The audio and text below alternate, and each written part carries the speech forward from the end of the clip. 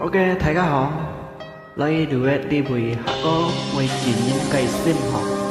Lại là Phi Trần.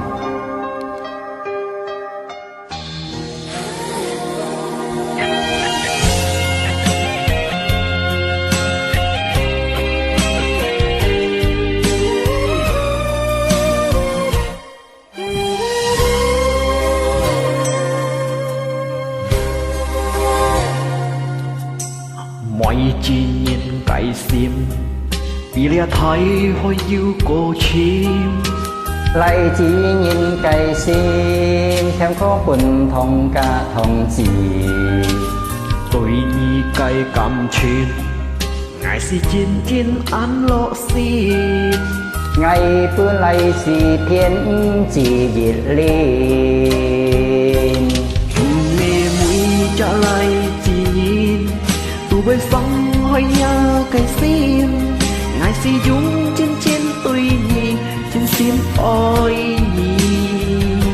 Nhà sim cây nhà cây chín ngày hắn man phun nhìn. Trong cho phèn yêu mang họ liền chín. Hắn liền chín Hắn liên chuyên anh dùng gì an dung gì ly khỏi chính nhìn ngày một quân xin.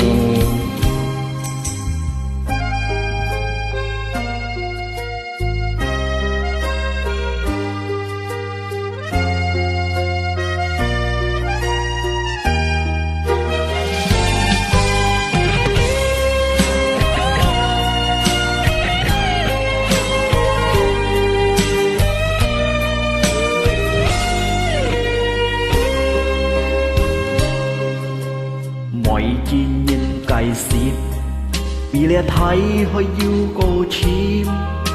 Lại chỉ nhìn cây sim thêm con quần thông cả thông chỉ. Tôi nhì cây cầm trên ngài si chín chín an lộ xin.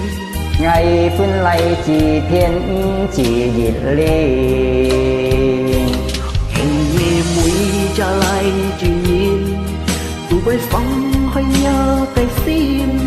Ngài si dung trên chim tôi nhì trên sim ôi nhì.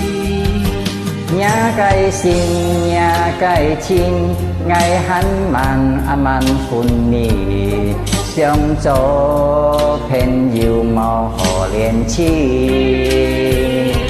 Hắn liền chín Hắn liên chuyên anh dùng gì an dung gì ly khỏi chín nhìn ngày một quân xin.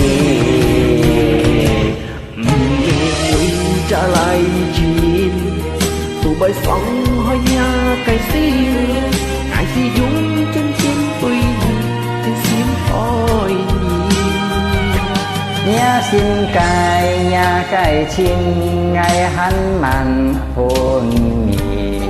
Trong cho phèn yêu mang họ liền chín. Hắn liền chín anh dùng gì anh dùng gì ly khỏi chín nhìn ngày một quân xin. Ok kiểm tra ho. Bye.